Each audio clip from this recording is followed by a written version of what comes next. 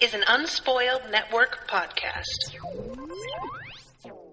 This is Unspoiled, covering Justified, Season 5, Episode 12, Starvation. In this episode, oh my god, Daryl is a slippery fish. I hate this guy. Also, Wynn Duffy lied to the cartel and they found out, so I'm concerned about him. Welcome to Unspoiled. On this lonely road, trying to make it home, doing it by my lonesome, pissed off you want some. I'm fighting for my soul, God catch you, boy. You try to go God, fall back, I go hard. On this lonely road, trying to make it home, doing it by my lonesome, pissed off you want some. Yeah, you sometimes wonder how Daryl stayed alive for so long. It's because he's just totally shameless about sacrificing everyone around him. Oh, yeah. Human shields left and right. Yep. Absolutely. Yeah, it's like, I want to act like it's a mystery, but it's not. It's super simple. He's just a scumbag. Hello. So, hi, everybody. I'm Alan. Hi, guys. I'm Natasha. And we are one episode away from the season finale. Yeah, I can't imagine how they're going to wrap this up in one episode. I really don't know what that's going to be like. Like, maybe they won't. Maybe that's going to be part of it. It's going to go into season 6. There's a lot of moving pieces right now. Yeah, it's just kind of... I think I expected more to be solved this episode than actually was, simply because of how close we were. And instead, it just feels like everything got shot to shit a little bit more. Just a little bit more than it was. The only thing that really got resolved is Dewey getting arrested. Yes, that's true. That's true. That's true. Poor Dewey. Finally, something sort of goes according to plan. And then not so much. He is a disaster. He sure is. Do you want to just jump in? Let's do it. Yes, this is a fun episode. I liked it. Yeah. So, Season 5, Episode 12, Starvation, written by Chris Provenzano, longtime writer, and directed by Michael Pressman. This is his first of 2 episodes that he's going to direct between now and the end of the show. We open this one with Wynn Duffy, and he is meeting Alberto, and he lies about shooting Boyd dead after the bomb went off. Mm-hmm. Yeah, this is just like, Wynn, I get why you're doing this, but buddy, sweetie, baby, what are you doing? Don't. Yeah, even the lighting in this scene, he looks kind of sickly. Mm-hmm. Like, this is just a terrible idea. And he's not a great liar? He's not, surprisingly. I kind of expected him to be more convincing, but I'm not a professional.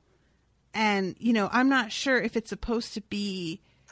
it's hard to tell sometimes whether something is like the actor or an actual specific like character choice.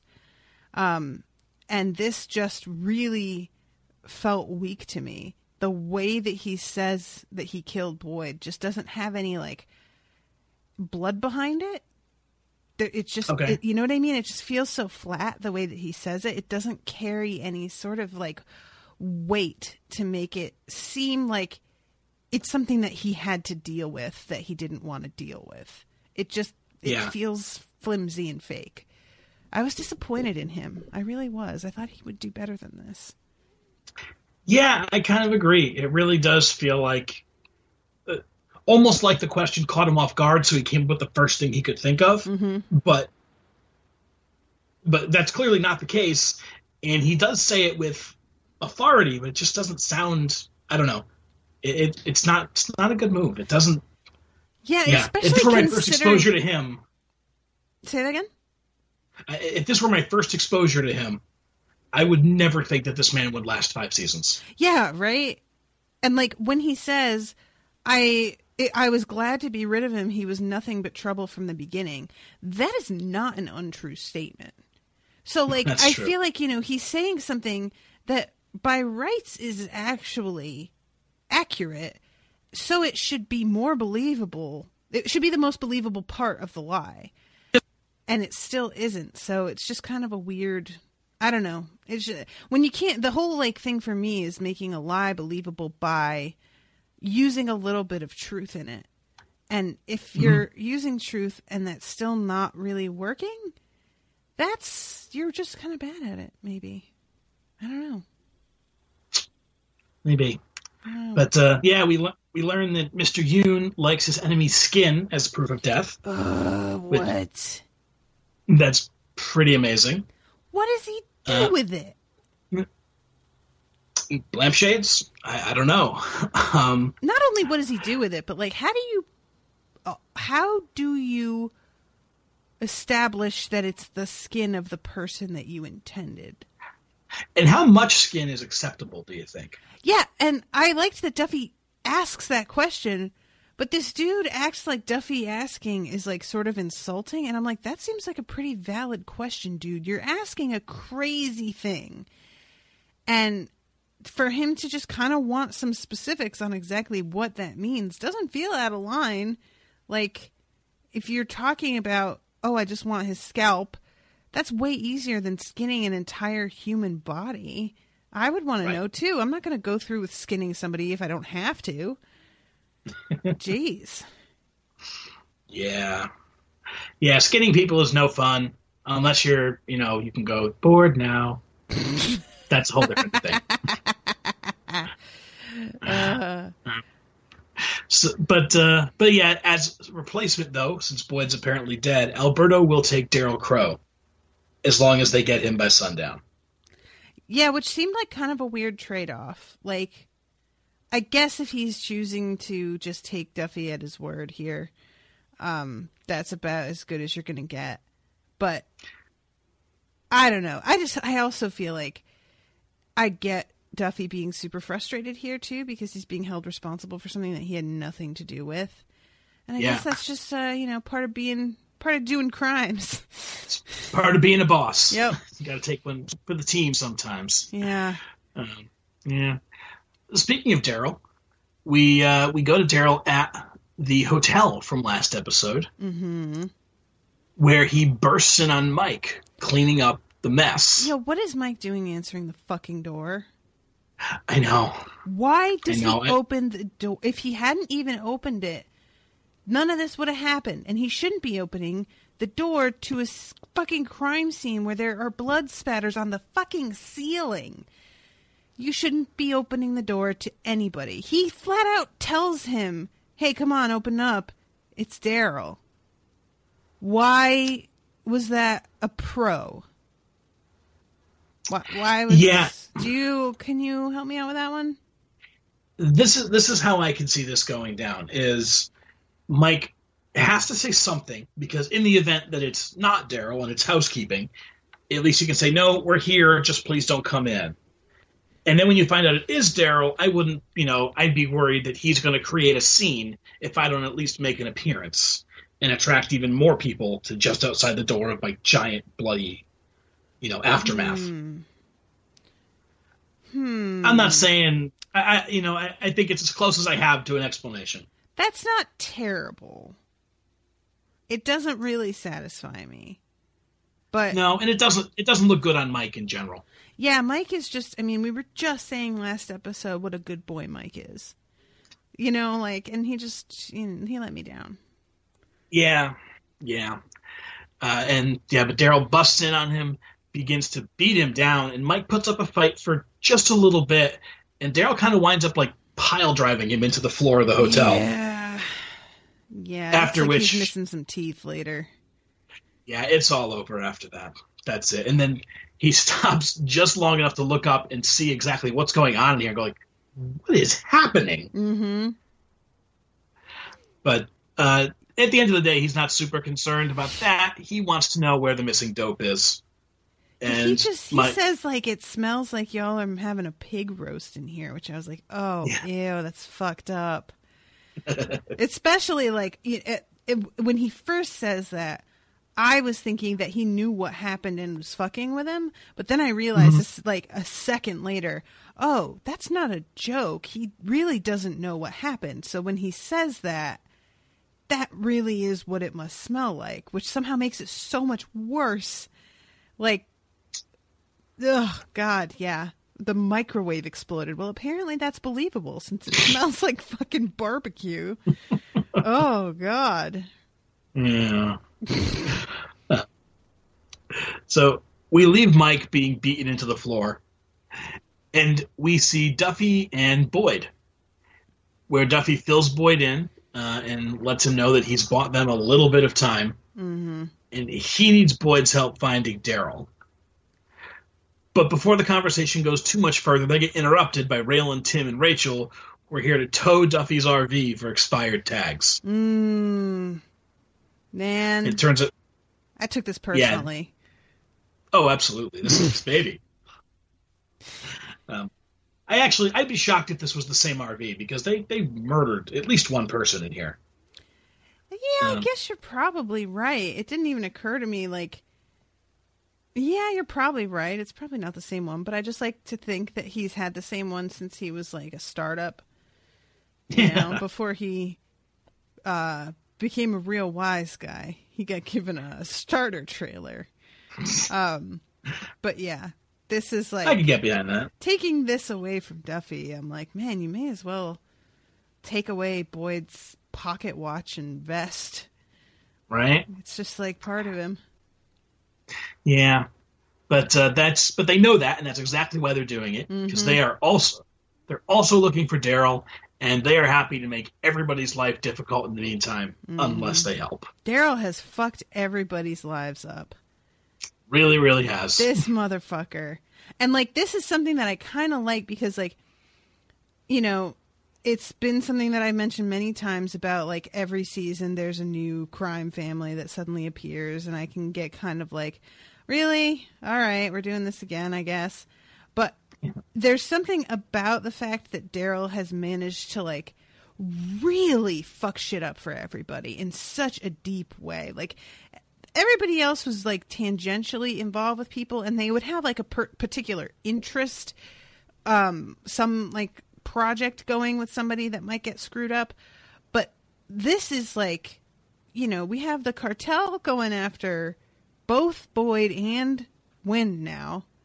And even if this manages to like, if they manage to turn over Daryl, that's not going away. Like, there's really not a way to fix that.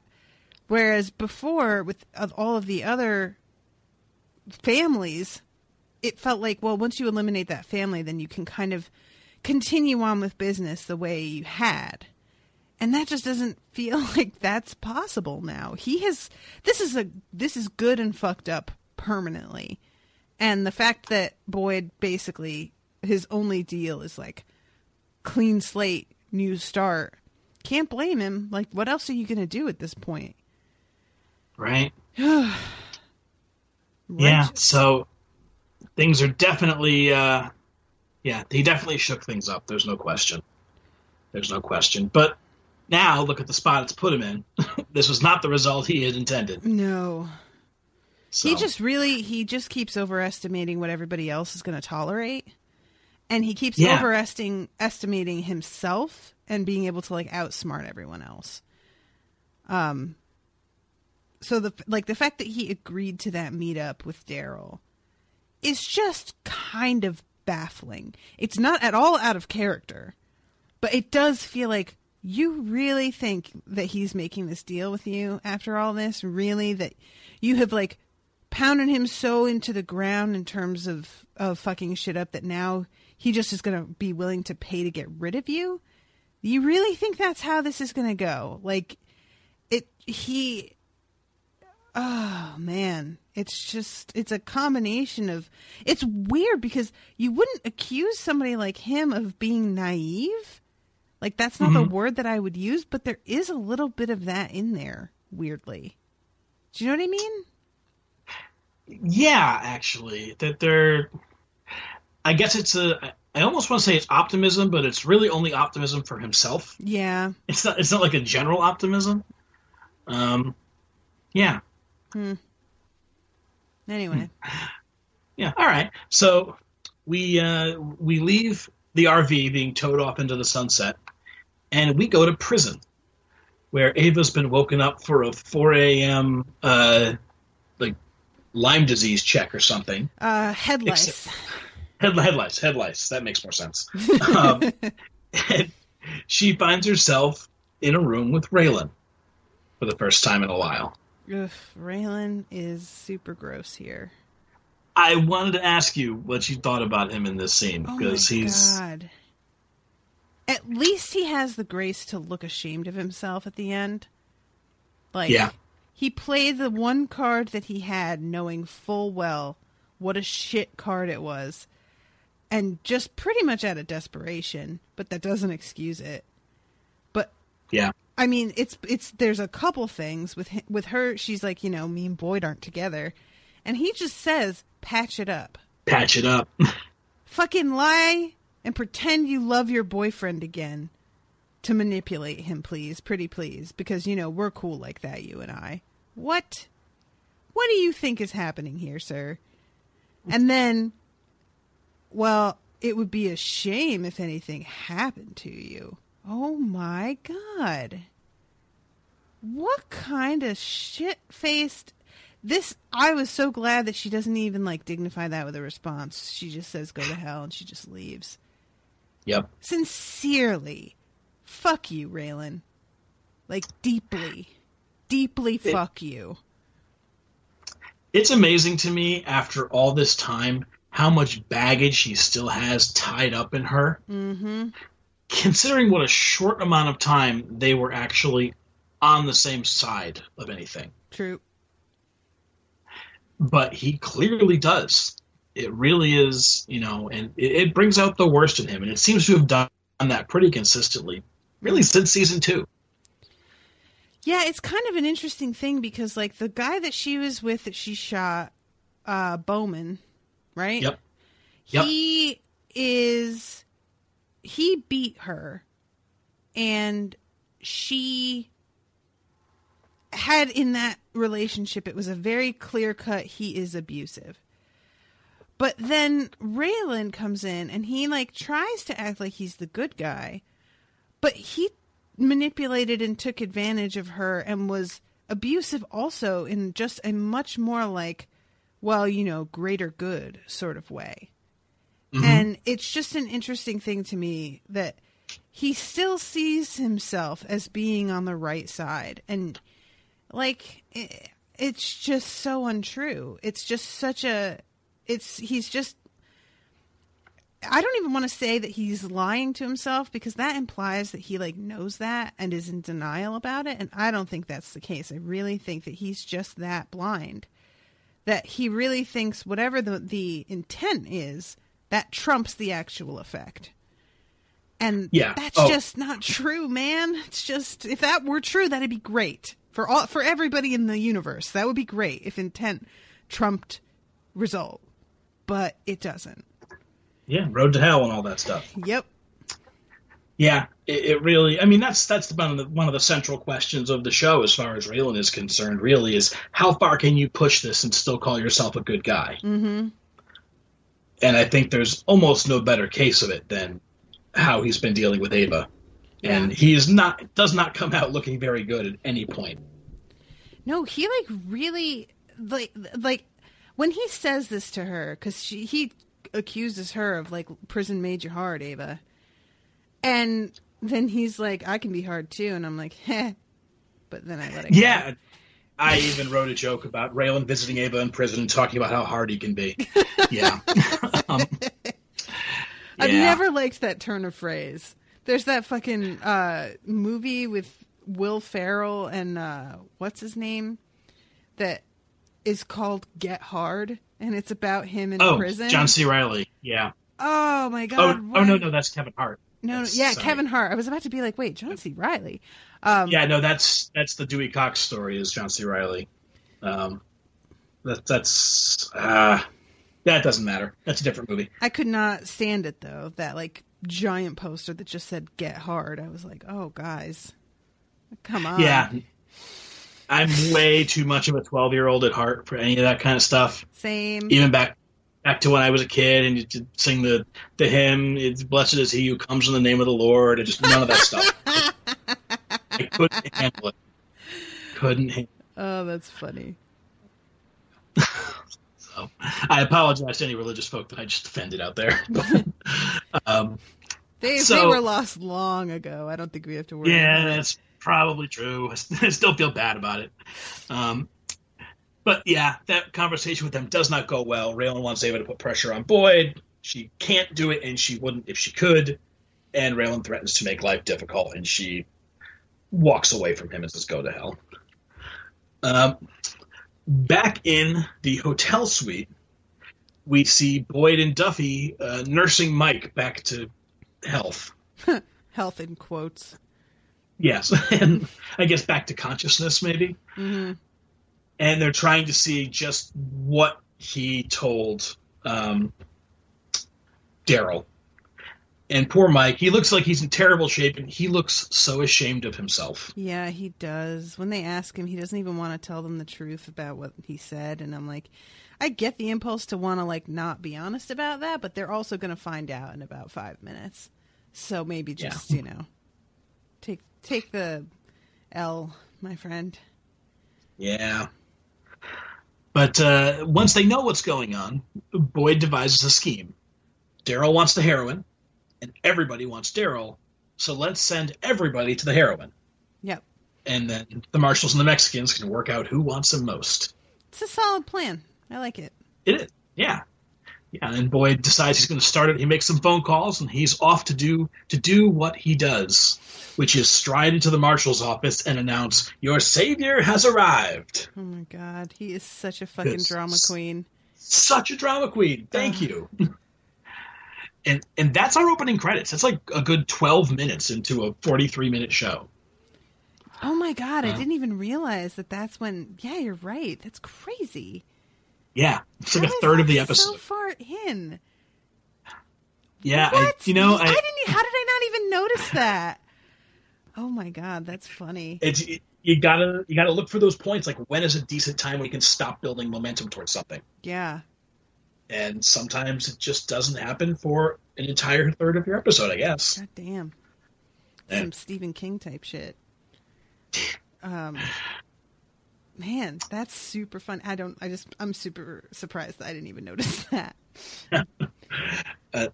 So we come back, and Raylan and Rachel and Tim and David Vasquez are conferring on what sort of angle Boyd might be playing for.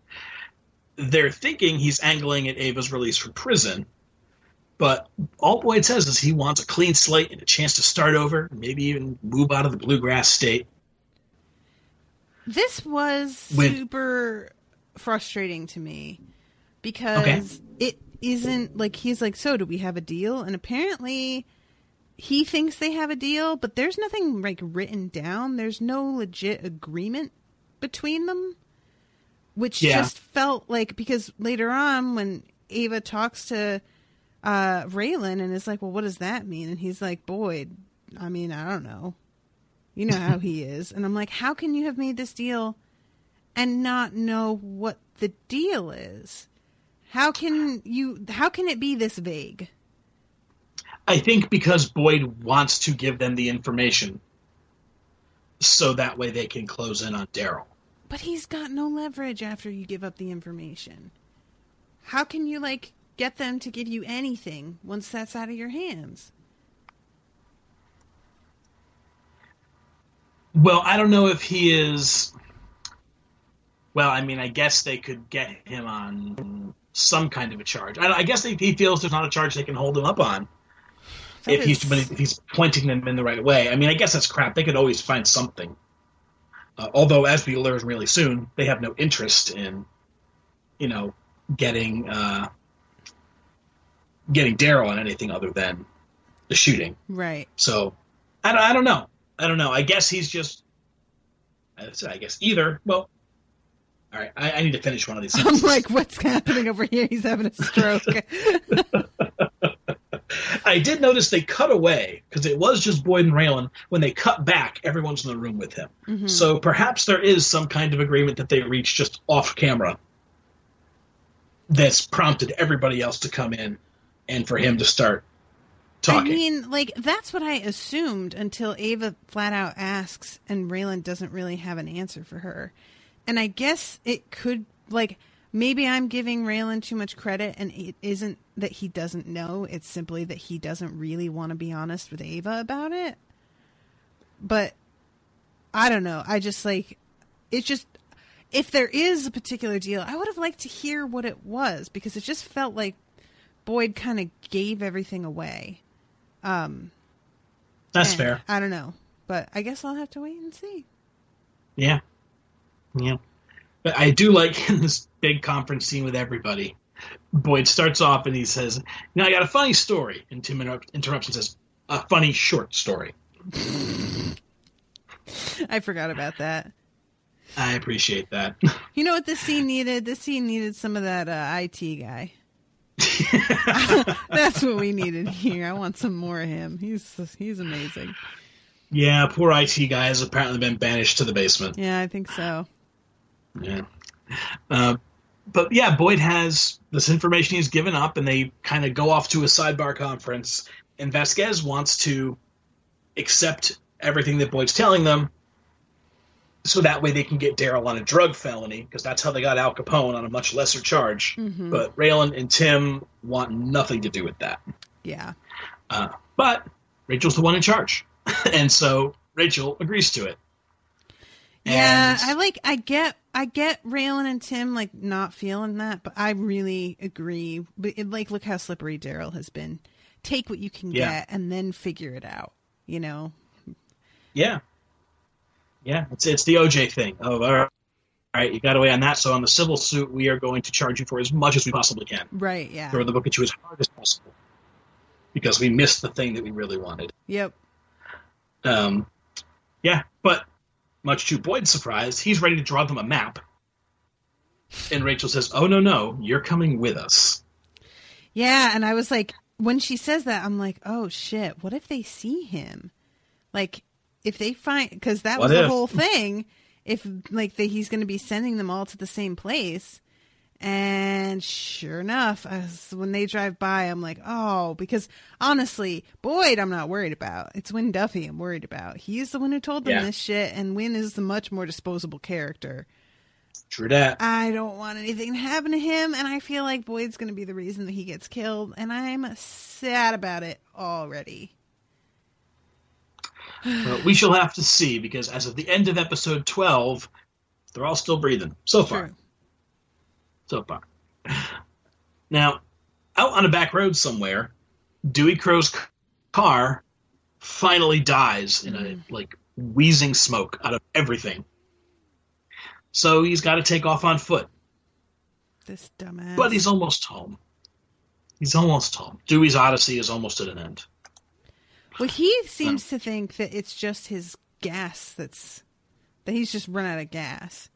I mean, that car seems like in pretty bad shape to me, but he does that thing that people do where he, like, taps on the gauge, like it's suddenly going to spring back up to full. Oh, sorry. It was all a mistake. Yeah. Maybe it's just the meter's wrong. Right. Maybe that's what it is. Yeah. And we'll get back to Dewey in a moment. We go instead to the exercise yard in the prison, where Penny and Ava are chatting, and Gretchen and the white supremacists sort of hone in on them. Mm-hmm. And right before they get within beefing distance, all of Judith's girls come up and gather around Ava. And they have this sort of silent standoff. Yeah, I don't know why I was surprised that Gretchen is still on this shit. But I think I expected, after Judith was killed, for her to, like, lay off a little bit.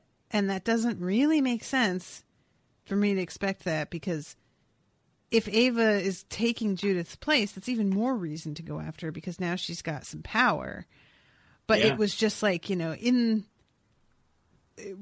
my mind, I just kind of expected that to be enough cred for them to leave her alone, at least for a little bit, until she did something else inevitably to provoke them. I wasn't thinking things through. No, well, we haven't seen Gretchen other than off to the side for most of the season. But she says today, like, yeah, she's the reason also that my brother wound up in the hospital. Mm-hmm. So she's got even more reason to hate her now than she did when she first messed with her. Yeah, that's true. But for the moment, at least, nothing happens. And Gretchen's group eventually goes on their way. For the moment. Yeah. Then we go to Audrey's and poor Caleb. Caleb and Carl get surprised by Daryl and his gun. Daryl and his gun. True. Yeah. And now Carl already knows that this was going to happen because we see Boyd talking to him, but this, I assume, is definitely a surprise for Caleb. Daryl wants his heroin. Carl says that they won't tell him because once they do, he'll kill them. And Daryl agrees, but I'm going to hurt you first. So he shoots Caleb in the leg, and he says, "This is the worst job in the world." I feel so bad for this guy. Like, and, you know, part of me is also kind of like, wah. You've been here long enough to know what this job is. If you're not out by now, that's on you. I just love to have a character acknowledge it. Right. Boyd's gang sucks. Yep. This is a terrible gig. Yeah, I just really last episode, you got tied up and left behind a bar, and even the cops showed up and left you there. Just quit. Quit, man. Just get out. But no, he had to get shot before he'd quit. Yeah. But that's the allure of Boyd, the power, the cult of personality that is Boyd Crowder. Yeah, I guess so. I guess. And with Caleb on the ground, Carl directs Daryl to the rail yard where they've stashed everything. So Daryl then, we cut back to him entering into where the Crows are staying right now. I guess this is still the whorehouse. But wherever it is that they're staying. And Wendy is recuperating on like a pull-out bed on the wall. And she can't sleep, and she looks like hell. She does. This actress is just so good. She is. I love her. Alicia Witt. I just can't get over how I didn't know how good she was until this. Like, she's just not been taken advantage of in things that I've seen her in. And her, when she like gets up and goes and grabs the bottle and she like looks like she's about to cry. She's like a second away from it, you know? Mm-hmm. Girl, I know that feel. I know that feel. Oh boy. It was just really, and later on when they tell her about the charging as an adult and the way that she like jumps up and screams, what? Like, it's so visceral. It felt so real. Yeah, she's just really talented. She is. And Daryl is maybe it's one of the worst scenes I've seen him be because he's comforting her ostensibly, but subtly blaming her for everything that has happened. Yeah. It's so shitty. Yeah. And so relatable. You know, it's so, I think that's probably why I find it so awful. There's a lot of things that Daryl does that I just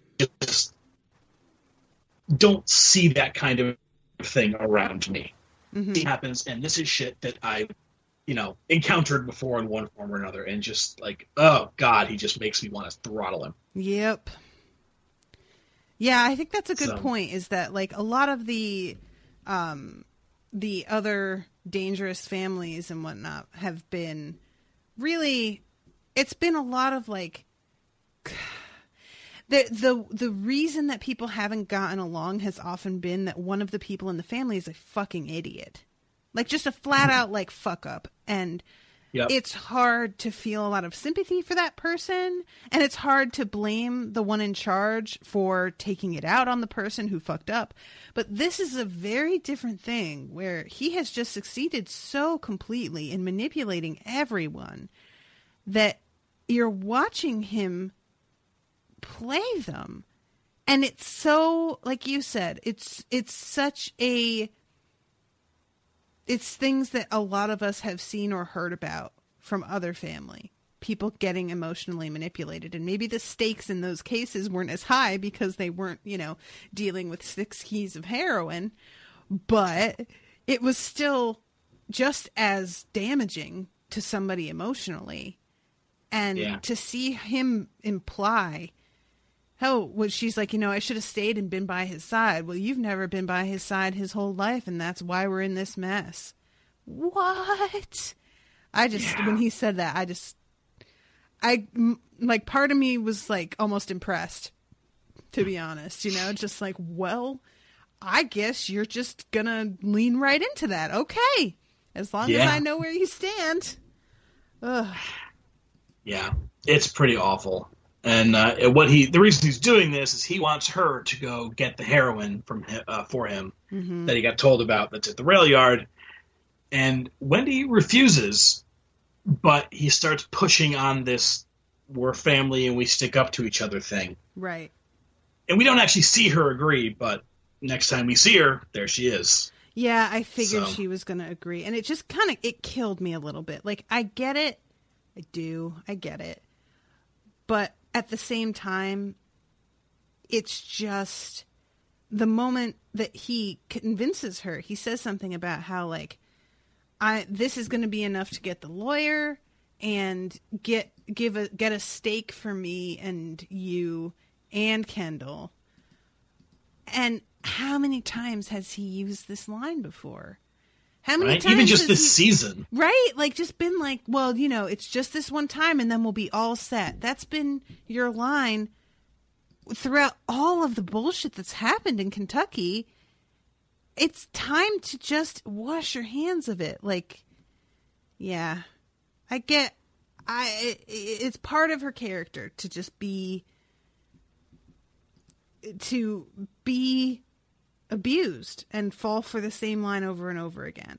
So it doesn't, when I say that it's frustrating, I'm not saying that the writing didn't feel true. Quite the opposite. The writing felt very true. And that's what's frustrating is that, many of us have been either friends with somebody in an abusive relationship or in an abusive relationship ourselves and like look back and wonder how the hell we didn't like call somebody out or walk away way sooner than we did. There's nothing worse than being on the outside though. And your friend telling you, well, he said this, and you're like, oh my God, like, how are you falling for this though? And your friend's just not seeing it. Oh, yeah. Yeah. I feel for her, and I really like, even later when she's talking to Raylan, I like, as much as she just made me infuriated, I still felt for her because I think the Crows are one of my favorite families in terms of the construction of how their characters interact with each other and the like feeling of history with them. I just got to, like, I know that season 2, Mags and Dickie and, what was the other brother's Bennett's name? Coover, right. Coover. It was hard for me with them because it was just the 3 of them. Coover was such a shit, and Dickie was also such a shit. The only one that seemed at all intelligent was Mags, and she was constantly like relying on these idiots. And with this family, it's like there's more than one intelligent person. They're just, each of them is like Kendall, like I've said, I feel like is the smartest one, which is crazy. Daryl's pretty smart as well. He overestimates himself and underestimates other people, but he's still pretty smart, especially in comparison to some of the shitheels we've seen. And then she's like really intelligent, and yet she has this weakness for his bullshit lines, which feels super true. Yeah. So I don't know. I feel like they all feel like more full-rounded people than the ones that we've seen before. No, I think that's fair. And I think the other crime families that we've come to know in this show, they've all been maybe characterized by their relationships to other people on the show. Mm-hmm. And the Crows don't really have that. So instead, they're all, the interpersonal dynamics of that family matter so much more. Right, that's true. Than they have in the other families. Yeah, that's so true. I think it does end up creating they make some very memorable characters. And we talked a couple episodes ago about how this season is not loved. Mm-hmm. And I think that there really is a lot of interesting, subtle stuff in here, and I'm definitely more impressed with these little bits as we go back through it. Yeah, I mean, I get why some people would be frustrated with stuff, but I am surprised that this season is so disliked, because for me, there's just a lot about it that is just much more engaging than some of the other ones, and maybe that's just because of what I do. I watch shows in a very different way than most people do. They're looking for something that when you're just sitting and binging something, you're just going to have a different reaction to things, and you're going to want something different than what I'm looking for when I have to sit down and talk about something for an hour. It's true. That definitely could be a big part of it. But I'm just I'm liking a lot of what this season is doing in terms of Raylan fucking reaping some consequences, even if he doesn't seem to really quite realize it. It's still happening. Yeah. So one of the other interesting things about this season, and this is, I don't know that this is true, but I've read it in a couple of places, that I didn't mention it before because I didn't want it to color things, but from what I understand, the original conception of this season, Jean-Baptiste was going to be the big bad guy of the season. And partway into filming, the actor committed to something else or had to back out or something like that. So they had to change the whole season on the fly and kill him off. Oh. Yeah, I think I remember, I think it's Brett who comments on these a lot. And I think I remember him posting about that. I forgot. Yeah. Yeah, and that's, I said, I didn't want to say it then because I didn't want it to, I don't know, again, color anything. But I found that to be really interesting because when I watched the show, I kept expecting him to emerge as a mastermind. And then all of a sudden he gets blown away. Right. And in some sense, I can see the season, that to me felt like a more natural arc because they introduced this sort of shadowy guy in the background of this Hick family. Right. And I felt like I could feel the season kind of scrambling to find itself once that happened. But they really did do a pretty good job of, if that's true, they did a good job of changing things around and really turning the season into something different than we've seen from the rest of the show. Yeah, agreed. And I think that was a really good character establishment for Danny. For him to do something that crazy and for that to be part of Kendall low key panicking all the time, being around him. It's kind of funny that, maybe it didn't really, maybe that wasn't what they planned on doing, but I feel like it went a long way in establishing something that otherwise I'm not sure I feel like that was really important to seeing Kendall's personality and him trying to be loyal but also be terrified, and who Danny actually is. And how dangerous he is. I don't know. It's I think it worked out really well for them in the end. They got lucky.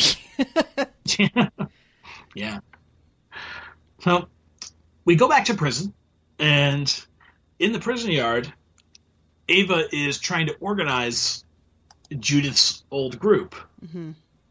And she kind of gives this speech about how she isn't much on the religion thing, but Judith wasn't totally wrong, and really we do need to stick together. Mm-hmm. We can get better conditions. We need to look out for one another. And we could really do something, if we all stick together on this without the guise of prayers and sermons. Right. Yeah, when this scene started, I was concerned that she was going to try and pretend. And I was really appreciative that she went straight for, you're looking for this. I don't have it. I was like, okay, thank you. Appreciate that you're just being honest about it, Yeah. Yeah, it's a nice little moment for her. Anyway, Gretchen, of course, is off to the side the entire time, just watching them. Yeah. Silently plotting. That woman, I think I've mentioned it before, but she just looks so much like somebody who was an actual, like, white supremacist that I went to school with. Yeah. That it just unnerves me, and she creeps me out, man. Yeah, it's good casting. Yeah. And just a bonus that it strikes a chord with you. Yeah, right. I guess it's true. Yeah. Yeah, and this scene, and I will say this also, this scene is a nice moment for Ava before all of her plans sort of go to hell, and she does kind of have to come running at the end of the episode. Oh, man. I felt for her because she really, like, if she had had a little bit more time and been a little bit more on her guard, because she really thinks they're going to come after her, and it just doesn't occur to her that she, like, they know they can't come after you. They just got told that out in the yard. So they have to come up with an alternative, lady. What do you think? That's your lieutenant. Of course they go after the next person. Yeah. I felt for her, though, because I understand how when you're just kind of panicking and trying to scramble to take somebody's place, you're not really going to be thinking clearly of every potential target and eventuality. Yeah. But I appreciate before all that happens, she gets this moment to step up, and she does. Mm-hmm. So it's a nice, it's as close as we've gotten so far to like a victory moment. I think of her being Queen Bee. True. All right, we're going to take a quick break and have a word from our sponsors. If you are somebody who doesn't love commercial breaks in podcasts, you can get commercial-free versions of these shows once you become a patron on patreon.com/unspoiled. Hey, Money. You want to go and see that Stevie Nicks drag cover band this weekend? I can't, bitches. That is a very specific event, and it sounds tailor-made to just you and me, but I gotta do some shopping this weekend. Shopping? You have subscription services for everything. You get your food, your clothes, your underwear, and your dildos in a box every month. What else could you possibly need? I just finished Harry Potter a couple months ago, so now I need some Harry Potter-themed stuff, and I want to decorate my man cave with some suitably dorky accoutrement, but I don't want to support some fucking child labor or NBC Universal Shineheart. So that means I gotta go on eBay and Etsy for a whole fucking day to find the stuff made by people who actually like this stuff instead of this franchise brand-managed horseshit. Oh, dude, I've got the thing for you.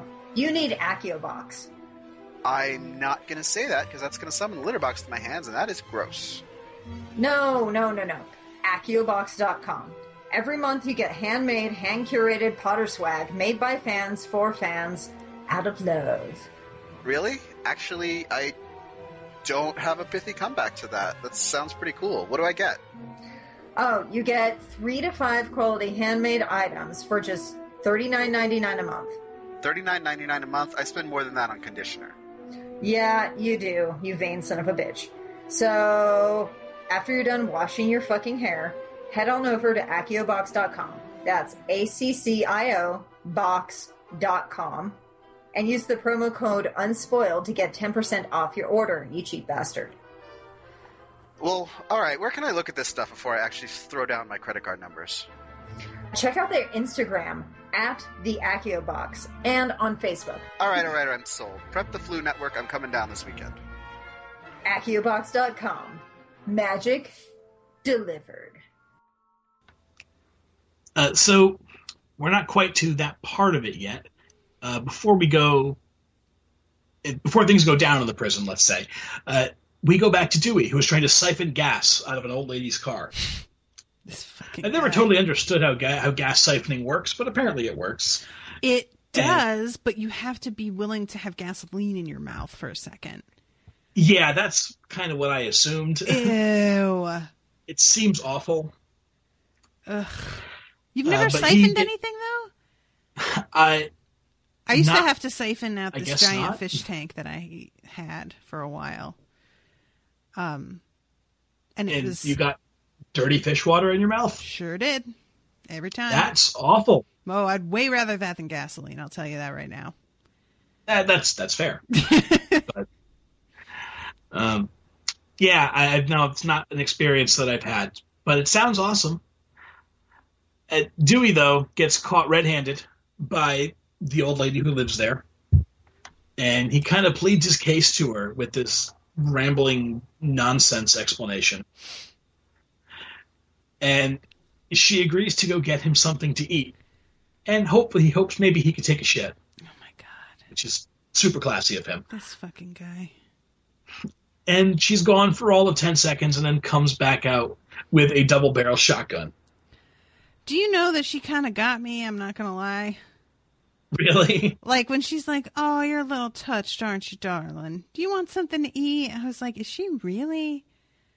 Really? So when she comes back out with that shotgun, I just started cracking up because I fell for it. I definitely fell for it. Did you ever watch Goldfinger, the James Bond movie? Yes, ages ago now. Do you remember the bit there's when Bond is entering into Goldfinger's fortress, there's a little old lady, she's like a toll booth guard or something, but then on his way out, she pulls a Tommy gun out from under the desk and starts going after him. Oh my god, no, but that's amazing. Yes, and when I saw her, that was, in part of this conversation, about partway through, I said, like, she's going to end up shooting him. There's not a doubt in my mind. That, yeah, she's going to come back out with a gun or pull a gun out of her bathrobe or something. That's amazing. So that must be where that... Do you ever see Hot Fuzz? Yes. That's got to be the inspiration for the woman who works at the front desk in the hotel. Oh, probably. That didn't even occur to me, like, where that came from, but that's... Yeah, it's a pretty famous little action movie sequence. But, yeah, Dewey, unfortunately, as always, can't do anything. Nothing can go smoothly. He does remember to grab the gasoline before he runs away. That's something. Yeah. He keeps his head just enough. Right. Back at the railway, Wendy shows up at the barn as Raylan and Rachel and Tim and Boyd are watching in the distance. And this, of course, is not who they've hoped for. They have a closed-circuit camera where they see her in the barn. She walks up to the refrigerator, grabs the handle, thinks about it, and then turns around and walks out. Yeah, too late, lady. But it's a little too late for that. And, yeah, they swarm the barn and arrest her, despite she's, going on about she hasn't actually done anything at all. It's true. Which is true. Which is true. But she is under arrest, gets turned over to Rachel, and plan B is for Boyd to wear a wire. And Boyd looks good in a lot of things, but a wire ain't one of them. Until. Dun. Yeah, he sees the Mexicans drive by slowly, and they see him, and he sees them. And he changes his tune real quick. Yeah. I really enjoyed that. Listen, Raylan, there's something you gotta understand. I'm gonna wear a wire. All right, well done. Yep. And Raylan doesn't even question it. Nope. Now, from the rear of the marshal's van, Boyd calls Daryl. Daryl picks right up. Boyd announces himself and his intentions. And I hear you want to see me so bad you shot my bartender in the leg. And he proposes a meeting. And the provision is this is going to be the last time they meet. And you and whatever's left of your Florida clan agree to make your fortune in another man's swamp. And Daryl agrees. And the whole team is all like, well, there's that silver tongue. And I'm like, I guess. They all seem really impressed with this. I wasn't really sure why. I guess it's that I don't know that they've really seen Boyd Crowder up close. And so maybe just that he can be so calm and collected during this. Maybe, yeah. I don't know. But, yeah, they are all very, very impressed with Boyd and the magic that he can work. We go back then to the prison dorm to Ava and Penny and Nikki discussing the way that women treat each other. Mm-hmm. And then Penny leaves for the bathroom, and one of Gretchen's girls follows her. and then comes back with a bloody shiv that she drops at Ava's feet. Yeah, I wasn't, like, initially I thought that she was going to try and pin this on Ava. That she was dropping it at her feet and then she was going to, like, go run tell a guard. That I just saw Ava drop a shiv. You know what I mean? Yeah, sure. But I guess that's not really their style. Like, they don't want Ava punished by the law. They want to punish her themselves. That's not going to be satisfying for them.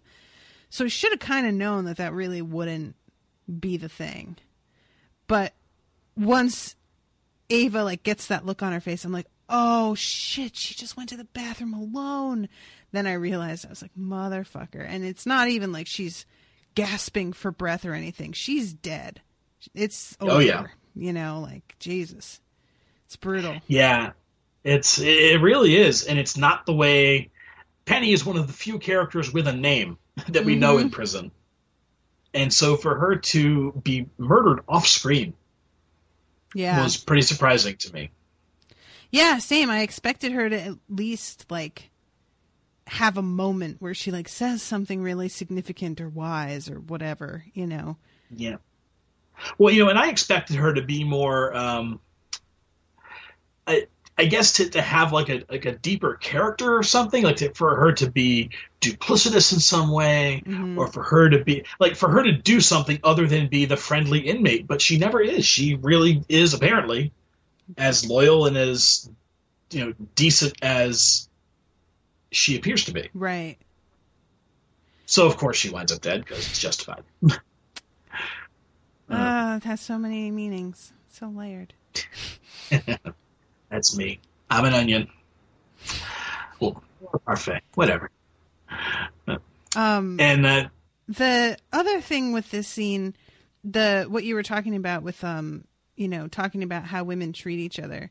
This is something that, like, I really like this particular subject because it is something that I find kind of fascinating. That, like, basically, and it's not surprising to me that it doesn't get explored in the way that I want it to be, both because I don't think the show writers quite get it, and also I don't think that somebody like Ava would necessarily get it. But this is something that I only in the last, like, 5 years really understood, which is that the way that patriarchy is set up, it is women's value lies in the kind of mate they can attract. And so they are put into a position societally where they are in constant competition with one another for a limited pool of mates. Versus, say, when men are competing against each other, it's usually for accomplishments, and that is kind of an unlimited resource in a lot of ways. Like, you can come out on top. It's not like there's no competition there, but it is something that is like, it is more about, it's more about your own merits and less like dependent on the choices of someone else. Do you get what I mean? Okay. So, like, if you are a woman who manages to, like, land a really rich, successful husband, part of that is because he chose you. But if you are someone who, like, succeeds in a business venture, you're given a lot more credit because that is something that is pretty much only down to you. And the whole idea of women competing against one another for male attention, because that's where they see their worth as originating from, is just something that I never fully appreciated in terms of how insidious that is and how crushing it is if you don't feel that you have worth in that area. Sure. I can see that. It's just really kind of messed up. So when she's talking about this, it's like she only barely brushes on it. She's not wrong at all, but she, she also just doesn't have the time to really like get into it because they get interrupted by a bloody shiv. But yeah, I think when she says, we fight with each other so much that when a man starts to beat on us, we think it's normal. And I'm like, I almost agree with that. It's more like we fight with each other so much that when a man starts to beat on us, we think, well, I landed him though. Like, so I should feel kind of lucky, or I should, accept this as part of what happens. Like, this is just a temporary setback, and he really does care about me, and do anything you can to sort of rationalize it away, because the goal that you really thought was the important thing, which is to be with him in the first place, is accomplished. So I don't know. There's just a lot of like layers to that. And I'm kind of wondering, because of the way that this is going, if she's ever going to have time to like really look at that again, or if she's going to be way too focused on trying to just not die, which is a valid and reasonable way to spend your time. Well, I will definitely agree with you that I don't see the writer's room engaging in that particular conversation. Mm-hmm. I don't know that the writers have... I don't know if they have that perspective, or they have the right people in the room to have that perspective. Right. If I had to guess. Definitely as good as this show can be. I don't think they have that perspective, mostly because of the fact that half of Ava's storyline has come purely from men wanting her. Like, yes, that's just their fallback at all times. It's like, oh, she's hot, so this guy's going to want her, right? It's like they don't know how to do anything else with her character, and they finally have figured out something this season, which I find interesting, but apparently a lot of people didn't find interesting, which I kind of side-eye them for, because I'm like, if you didn't think that her actually having her own story... I mean, if you don't like her acting, that's fine, like, I get that. But if you found this, like, less interesting than her just being an object of lust for men to fight over from season to season, then that's kind of something you should look at. That's fair. Yeah, no, it is kind of a shame that they don't get to it, that any show really doesn't get to investigate that more. And I think Ava's had enough of a separation from the whole relationship thing this season where this could have been a good opportunity for something like that. Yeah. Oh, well, I guess. Right. So yeah, unfortunately, poor Penny goes down. And then we go back to the back of the van with the marshals. And Tim and Rachel talk a little bit about the way a wire works, while Wendy and Raylan are arguing back and forth. And Raylan's kind of trying to deconstruct her a little bit. Mm-hmm. And she tries to push all the woes of the Crow family at him. And he's just not having it. It is. I was so glad that he just like... Because she's like, oh, you haven't done enough to try and destroy my family. Girl, look, I can forgive you being susceptible to your brother's abusive relationship with you. I can even forgive you being stupid enough to think that your brother didn't murder, or I'm saying murder, he's not dead yet, didn't shoot Art. But yeah. I cannot forgive you trying to lay this all at Raylan's feet. Give me a goddamn break. Danny fell on his own knife. He fell on his knife. Like, maybe you don't want to believe that's what happened, but, like, the likelihood of somebody like Raylan inflicting a knife injury on someone else when he had his gun on him is just so unlikely that it just drives me crazy that she actually said, like, you killed Danny. No, he fucking didn't. Danny was a moron who tried to start a fight with an armed federal agent. And he just happened to be an idiot in more than one way. Not just starting the fight, but also falling flat on his dumb face. Ugh, it just makes me so mad whenever she keeps trying to say that Raylan killed Danny. Really, that's the main thing. Agreed. It really is. It bothers me that nobody bothers to correct them. Yeah, right? You know, I get them wanting to do it. And I even understand why they keep trying to put it on him. But the fact that nobody wants to just mention, like, no, actually, you're just, you know, your brother was an idiot. Yeah. And it was dark. He was an idiot and it was dark. But unfortunately, that hasn't happened.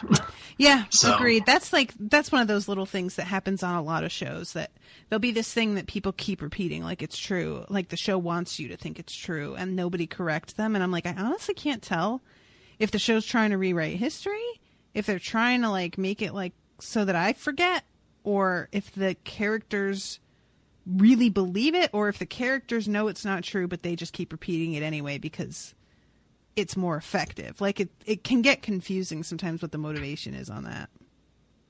Yeah, I really don't think that's the show's trying to rewrite. I think it's a good touch point for how out of touch the family can be because they're so inwardly focused. Right.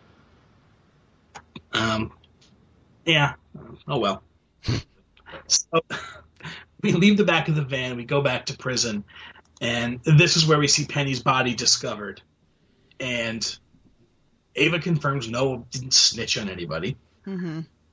And they bring in the full weight of exactly what it is that Gretchen's done here. Just, you know, to really hammer home, like, yeah, no, this is not they don't want Ava thrown in solitary. Right. They want this to be, they want to get Ava alone. And this is the best way to do it is by alienating her from everybody. And I kind of like wondered if it wasn't like, did Gretchen turn in her own girl? Is that because that's what I assumed? Yes, that's my assumption as well. Okay, that's messed up. Damn. So it's a very, very blatant stabbing that everybody saw, and of course no one talks. And then they snitch on her, and it's a very public, not arresting, I guess, but taking away of the suspect. Man, that's messed up to sacrifice her girl like that. She must really hate Ava. Yeah, and it almost seems like an unwarranted amount of hatred. Right. That's how I feel too. Like she says, well, if her man put mine in the ICU, the way I see it, she has it coming, and I'm like, she does? Like, she's in here. She has nothing to do with what her man did. And her man would not have put your man in the ICU if you didn't go after her. That's what started the whole thing. But I guess, logic doesn't factor in with white supremacists, so I shouldn't be surprised. Yeah, and I imagine prison's also so boring that you can fixate on things like that because you literally have nothing else to do. That's true. Yeah. Back in the free world, Dewey makes his way back to his trailer and finds Tina and Mina straightening up the bedroom. OMG. And he's a house of fire until he sees them, and they're so soft. I just loved that line. I loved that line. You're so soft. The way he says it, like, Owen will get like that sometimes. Like, he'll just like kind of put his hand on my hand, and then he'll be like, "You're so soft. All of you is just, you're soft." And it's just like, I don't think I fully appreciated how appealing that is to dudes. Oh, yeah. Oh, I do the same thing. I really do. I just like, you're soft. It's great. So, yeah, Dewey is defenseless in sight of his girls, but he is moving on. So he just wants to collect his prized family treasures, his necklace and his turtle dog, and they immediately get kind of concerned. And then he hears the toilet flush. This and I love, he says, so unexpected. What I love, before we get to this part, he realizes they don't quite know where they are, and he says, "I give you a gift. The anus is on you to take care of it." Oh, my God. They write him so well. It's either they write him so well or this actor just does just magic with this script because it's so deadpan and he's so sincere that it just makes it so much more pathetic. Like, so pathetic. Oh, God, this kid. I think it's a really perfect marriage of the actor and the writing because Dewey is a pretty one-note throwaway character in season 1. And this guy just plays him so well that how could you not want to write more scenes with Dewey? Like, I think about this script just flat black and white on paper, and I think I would just be rolling my eyes. And what he does with this absurd role, that is special. This is a special guy. Yeah. So, yeah, the toilet flushes and he turns around and there is a decent-sized black dude coming out of the toilet, and in his boxers and wearing Dewey's gator necklace. Yep. Yeah, he's shorter than Dewey, but he's got to have at least 50 pounds on him because he's like solid muscle. Oh, most definitely, and Dewey, of course, with his Heil Hitler neck tattoo, is upset about this for multiple reasons, I imagine. And eventually, after a few minutes, this erupts into a fight. And one of the girls grabs her cell phone and starts recording and shouting "World Star." Yeah, what's that? It's World Star Hip Hop. It's a site that, as far as I know, is famous because it posts videos of public fighting. Oh. Yeah, people like submit their videos of people getting into brawls in the schoolyard or like bum fights or whatever. That's weird. Okay, I didn't know about that. Yeah, I don't know if it's as popular now as it was maybe 15 years ago, but yeah, World Star is a thing that exists out there. And shockingly, Dewey manages to knock this guy out. Yeah, both the girls are like really taken aback by that turn of events. Yeah, this is Dewey's episode. This is everything goes his way, sort of. Almost. Almost. I mean, even the siphoning gas thing, he doesn't get shot and he gets the gas. So it's they're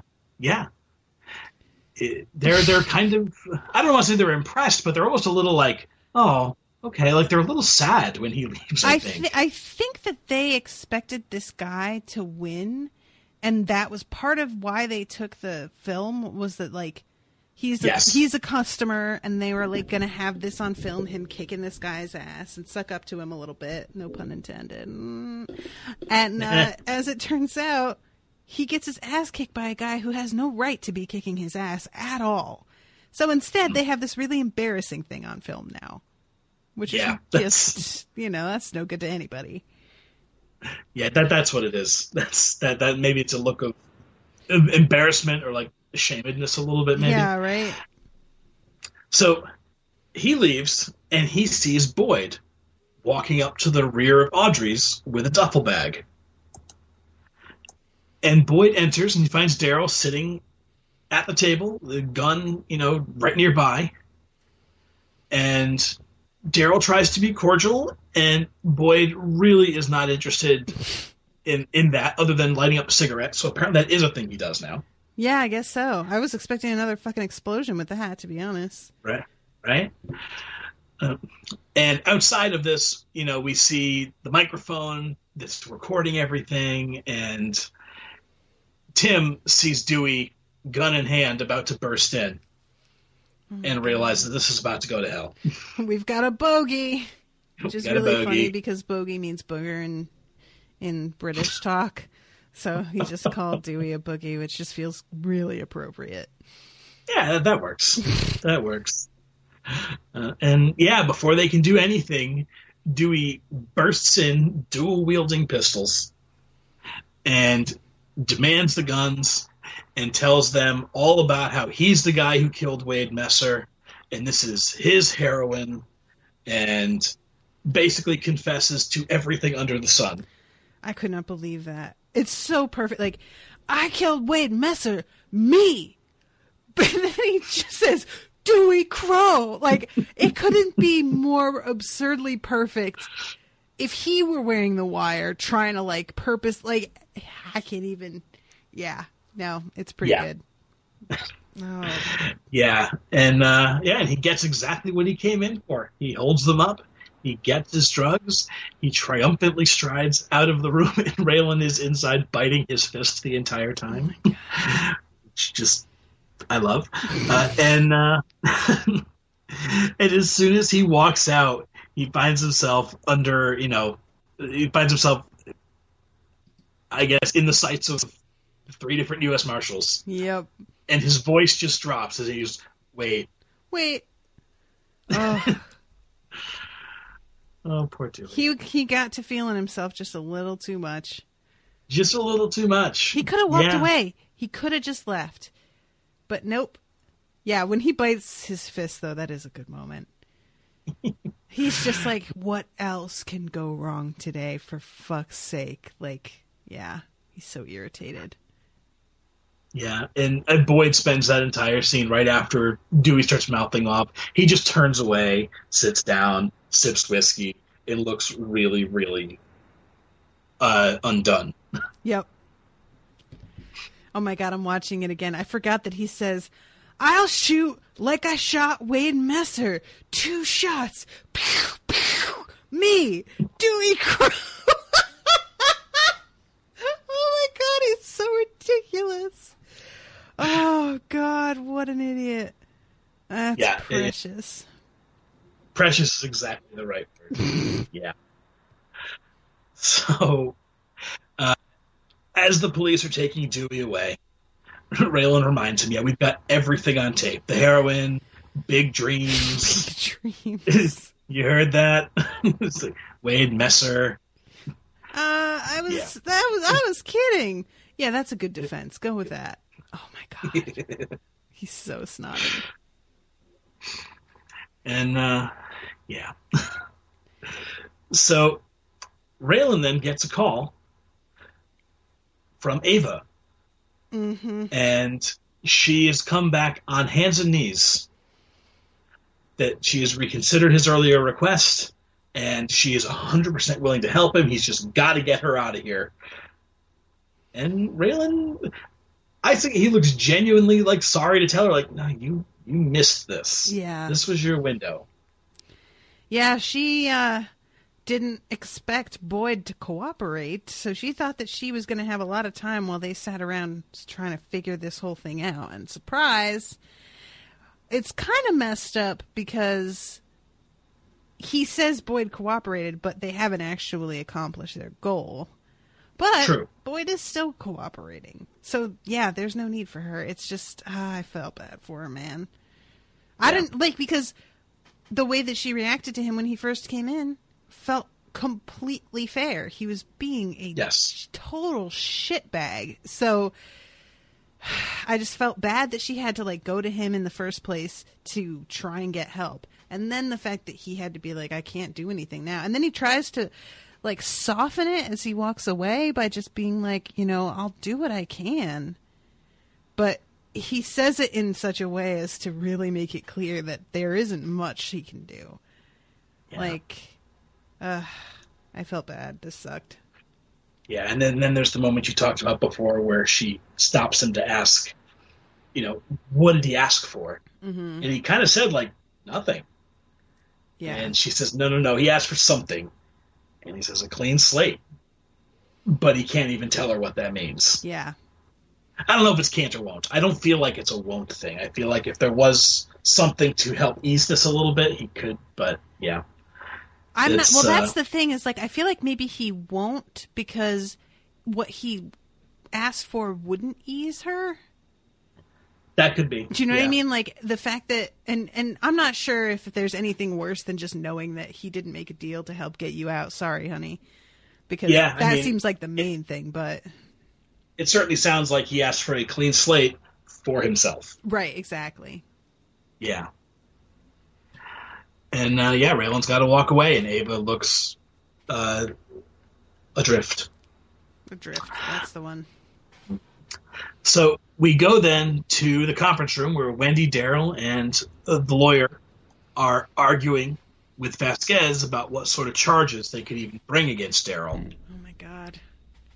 And fucking Daryl with the you got to bring me an apple juice or root beer or something. Oh, shut up. This motherfucker. And the lawyer starts going out. They could do to hold Daryl. She'll bring a harassment suit, and he's like egging her on it. Oh yeah, get at him. God. I just want to punch him. I hate him. I want to punch him so badly. I hate him so much. He is the worst shitbag in this. Yep. Yeah. Meanwhile, Raylan enters the office. He finds Boyd waiting outside, and he tells Raylan that although they might have Daryl, they'll probably have to turn him loose. Which, how fucking infuriating, I swear to God, after all this. Oh, yeah. Raylan says that if he does, if he gets turned loose, he's probably going to make killing Boyd his first order of business. Yep. With betting that Raylan is going to get to Daryl first. That's fair. And then we get a surprise visit from the Hammer. Oh, yeah, I forgot about this. Yeah. I just love him. Yeah. Yeah, he's a great actor, and I like that they took such a ridiculous character in season 1 and actually managed to give him a little bit of dimension. Yeah, agreed. By the time we see him here. And, Raylan has a plan, which we do not learn about here, and Vasquez doesn't like very much, and might only have a 50% chance of actually working. Yeah. But he can't see any other way to get Daryl Crow where they want him. Mm-hmm. And, and the judge just kind of says, he reminds the audience of why he's called the Hammer. He says, having the name means I don't have to act on it all the time. Yeah. The nice things about that reputation. Yeah, he actually says that the way he got the name was just by telling people to call him that. And eventually he started to, the name instilled fear in people, and he had accomplished what he wanted without actually having to really earn it, maybe. Right. Not that he didn't wind up earning it, but yeah. Oh, but it's the Dread Pirate Roberts thing. Yeah, right, yeah. After a amount of time, you just start calling him the Dread Pirate Roberts, and suddenly that's all anyone knows. Yep. But he eventually agrees to the plan, and he says, once you fire this bullet, it don't go back in the barrel. Mm-hmm. Yeah, and it turns out that bullet is to try this poor sap as an adult, because that might be the only thing that forces Daryl to reconsider whether or not he wants to let somebody else hang for his own crime. Yes. What do you think about this plan of Raylan's? I get why he's doing it. I'm not entirely confident in the plan itself. Doesn't sound like anybody is. It's more like, I doubt at this point, I feel like Daryl has gone too far and has manipulated, what's her name? His sister's name? I keep wanting to call her Amy, but that's the other girl. Yeah. Wendy. I think he's gone too far in manipulating Wendy to be able to psych, I did it. I just think he would be too ashamed. So I think what's going to happen is that Wendy is going to be so desperate to keep her son from serving as an adult that she's going to start to look into everything more than she had been. And she's going to be the one that starts to uncover some weird holes in the story or something. Maybe, okay. I think, and so that's what I'm not sure about is when Raylan comes up with this plan, does he come up with it thinking I'm going to push Daryl, or is he thinking I'm going to push Wendy? Because there might not be a particular person in mind. Maybe he just is going to be I'll push both of them and just see what happens. But I kind of feel dislodge something. Right. Yeah. But I kind of feel like he must have one person in mind a little bit more than the other. He probably just expects one of them to cave first. And I wonder who he thinks it's going to be. I figure it has to be Wendy. She's already on the edge. But we'll see. I hope it is Wendy, though, because I'm just tired of seeing her get pushed around. It would be nice to have her have some kind of small redemptive arc after all of the abuse that she's endured and her own sort of bullshit that she's perpetrated. Yeah. As a result of that abuse. Yep. So that would be nice, but we'll see. Before they drop the bomb, though, they have this final scene with Raylan and Boyd and Rachel and Tim. Because Boyd is, he wants to know, where they stand with everything. And Raylan tells him, you said you'd help us get him, and you didn't get him. So we're going to be convening a grand jury, bringing charges against you as soon as we possibly can. Mm-hmm. Boyd thinks he's bluffing, and Raylan shows like, no, we actually have this permanent record that we've been talking about. You have one. And it's right here. Takes out this 2-inch thick fucking file wrapped in like 16 rubber bands. Yeah. So there it is, thick with the names of the suffering and the dead, many felled by your own hand. Yeah, that's rough. And Boyd plays like his ace in the hole, and he announces to the room about Raylan and Nikki Augustine. I was super floored by this. Yeah. I didn't think that he knew anything about that. I feel like, did we know? I don't know that. I mean, Boyd wasn't there for it, obviously. I just have a feeling that people talk. That's my guess, honestly. Yeah. We never see him find out about those things, but it's a small state. And I imagine Duffy was close enough with those people. And Duffy and Boyd have gotten close enough that maybe it's something that slipped out. But I don't think we actually saw Boyd learn that information. The look that Raylan gets on his face. Yeah. That is, I've said before that Timothy Oliphant can be scary at times. I think this is the scariest that he's been to me on this show. It's just that one moment after Boyd just says it in front of everybody. The look, like he looks like he just had a...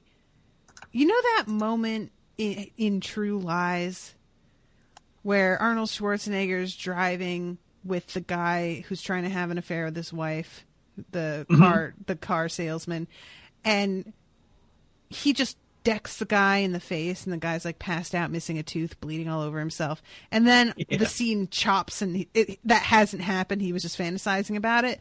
That's what I imagine just happened in Raylan's head. I absolutely 1,000% agree with you. He saw Boyd's brain splattering against the wall in that second and was just like, I'm not doing that, but oh baby. Yeah, and then after a second, and it does take them a second, but Rachel and Tim have his back. Mm-hmm. And they say, well, that's all done with. That case is sewn up. It's yesterday's news. I appreciate that they're like, no, he didn't have anything. They don't say that. They're just like, even if he did, oh well. Which is way more effective. Not denying it outright. Not being like, he would never, he couldn't have, he wouldn't. No, it's just, oh, really? You have some old information that doesn't matter to anybody anymore? Well, congratulations. Like, that was pretty well done, guys. Seriously. Yeah. That's, and Raylan, who is always the lone gunman. It's nice to see he has friends when he needs them. Right. Agreed. He hasn't earned it, but, that's fine. Yeah. And on his way out, Boyd gets his phone back and he makes a call to Jimmy about the last 6 keys of heroin. And we see Jimmy very close up, looking very nervous, and a tear form in his eye as we pull back and see, the Mexican mafia. 3 dudes pointing guns at his head. A little bit much, guys. Do we really have to? Yeah.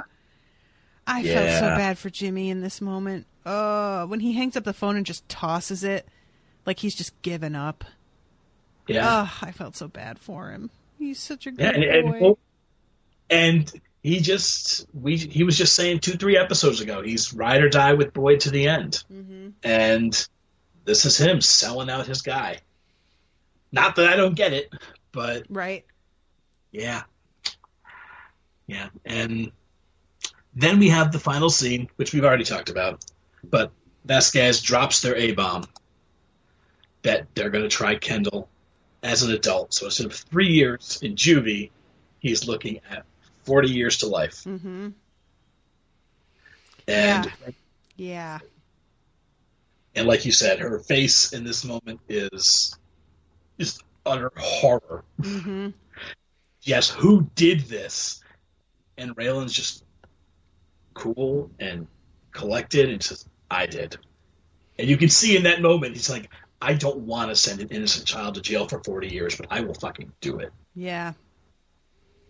Yep. The look that he gives Daryl, too, because Daryl looks straight at him like, you motherfucker. And he's like, uh-huh. Oh, yeah. It's on, motherfucker. I'm like, oh, shit, oh, shit, oh, shit. Yeah. And that's it. One episode to go. Yeah, there's still a lot to tie up. But we're down to the very end of the season. Yeah, I can't believe that there's only one episode left this season. I just don't know how they're going to do this, but I guess we'll see.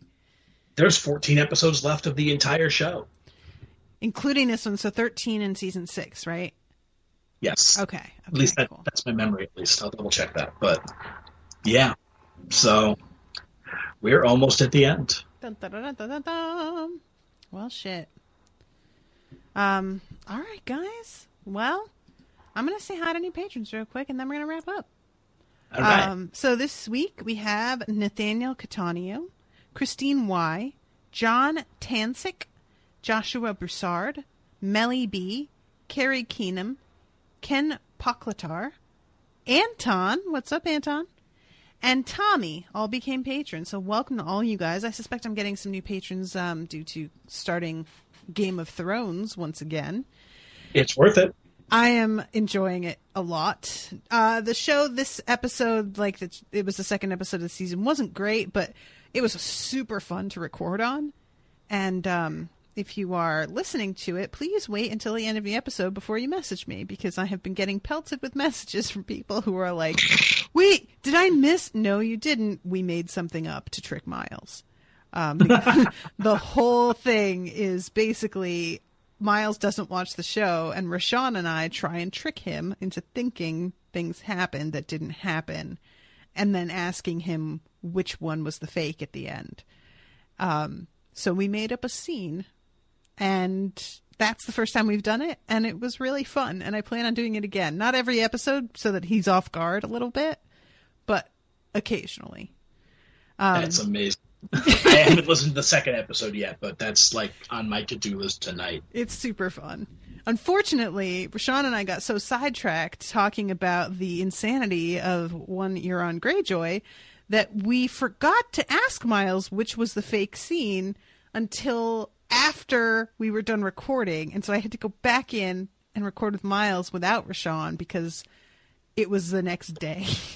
We got it. It was a mess, but it turned out really fun. That's too funny. It was really fun. So, and Miles got, the first episode, he got almost every question right. This time he got almost every question wrong. So that's always fun too. So yeah, guys, you should definitely listen. If you're not a patron already, check it out at patreon.com/unspoiled. Sorry, patreon.com/unspoiled. Owen keeps yelling at me because I say / when it's really just slash. I'm sorry. I'm sure that's totally thrown everyone off. But yeah, patreon.com/unspoiled, facebook.com/unspoiledpod, Twitter @unspoiledshow, Instagram @unspoiledpodcast. Sir, anything you'd like to add? No, nothing new. People know my Twitter @Al Kingsley. And, actually, I don't know if you saw, actually, I'm sure you did, but they have cast the lead in True Detective Season 3. Oh, I didn't see that. Who is it? Yes, it's the guy who just won the Oscar for Best Actor, Mahershala Ali. Oh, shit, no way. Okay. Yes, so it's really close to happening. And so if you were excited about True Detective Season 3, Natasha and I covered Season 1 several years ago. Yeah. Now, that may be a fun trip back into the archives for you guys. Yeah, guys, we never wound up covering Season 2 because I just kept hearing not good things about it, and my time is quite precious. I don't want to spend it on a show I'm not enjoying. And since they are self-contained seasons, I didn't feel totally like obligated the way I would on any other show to cover the following season. So we never got around to that one, but maybe someday if it's getting a lot of requests, I will do it. We'll see. Yeah. But yeah, and I do think season 2 would make an interesting show, but I completely and totally understand why we never went back to it. But so if you guys are interested, though, check it out in the archives. It was fun to record, and it was a great season of TV. A really good season. That was a fun show to cover. A little fucking disturbing at times, but yes, very good. All right, everybody. Well, thank you so much for listening. We love you all. And we will see you next week with the finale episode of season 5. Woo! Toodaloo, motherfuckers. Bye, guys. On this lonely road, trying to make it home, doing it by my lonesome, pissed off with my son. I'm fighting for my soul. God, get at you, boy. You try to go God, fall back. I go hard on this lonely road, trying to make it home, doing it by my lonesome, pissed off with my son. I see them long, hard times to come. My life is ill, son, prepared to kill, son. Paradox of pain, baby, it's real, son. Lonely traveler, ain't trying to value you, but if you're feeling tough, dog, I walk up all challenges. Ain't got no family. That was an Unspoiled Network podcast.